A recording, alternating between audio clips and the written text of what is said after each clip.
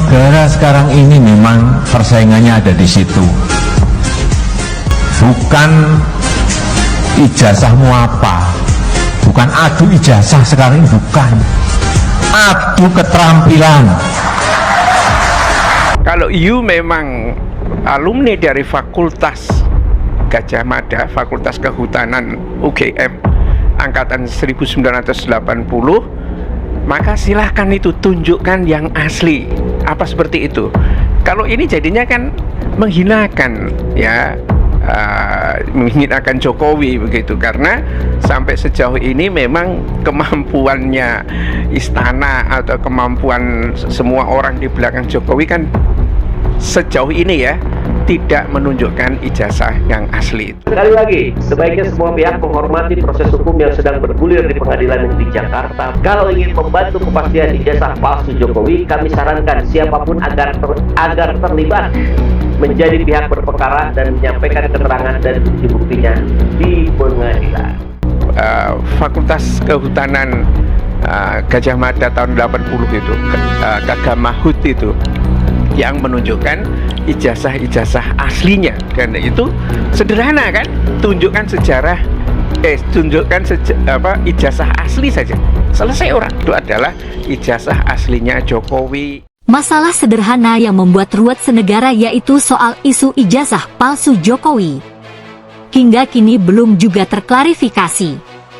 Bahkan kasusnya telah masuk ke ruang hukum. Itu pun berulang kali. Rakyat penasaran akan kepemilikan dan keaslian ijazah Jokowi sang presiden yang tenang tapi kontroversial. Polos tapi tukang bikin kisruh. Memang ia tidak berkualifikasi dan nampaknya juga tidak bersertifikasi. Dalam peperangan menuju pembuktian keberadaan dan keaslian ijazah tersebut, rakyat sementara unggul. Sekurangnya skor telah 4-0, yaitu: pertama, lontaran status ijazah oleh Bambang Tri alih-alih ditanggapi dengan santuy, gemuy dan gaspol justru angkara murka yang ditampilkan. Bambang Tri ditangkap dan ditahan. Kekalahan mental Jokowi. Kedua, dalam proses persidangan hukum pidana di Surakarta, Bambang Tri tidak terbukti bohong, nyatanya ijazah asli Jokowi tidak muncul.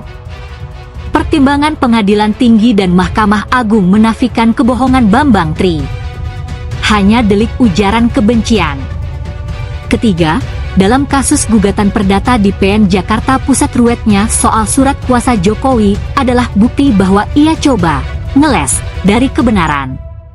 Gagalnya mediasi karena ijazah asli Jokowi tetap raib alias tak muncul menjadi bukti betapa sulitnya posisi Jokowi. Keempat, kaburnya hakim ketua dari persidangan dan tim Jokowi yang belepotan serta indikasi sanksi atas gagalnya upaya menutup kasus gugatan di PN Jakpus membuat Jokowi panik. Status ijazah akan segera terbongkar. Kini persidangan memasuki tahap lanjutan, mungkin dengan susunan majelis baru, karena yang lalu sudah kocar-kacir. Agenda penting dan menentukan nanti adalah pembuktian, baik bukti surat maupun saksi. Di sini rakyat se-Indonesia dapat menyaksikan babak akhir gonjang-ganjing itu. Mampukah Jokowi menunjukkan ijazah aslinya? Jika tidak, tamat riwayatnya. Tanpa perlu menunggu vonis, rakyat sudah bisa menghakimi. Ketika saat itu ijazah Jokowi masih juga sembunyi, maka rakyat boleh melakukan selebrasi kemenangan. Hari-hari keruntuhan Jokowi dimulai. Lagu The Final Countdown Europe sudah saatnya digelegarkan. Bukan untuk meroket tetapi meluncur hancur babak belur.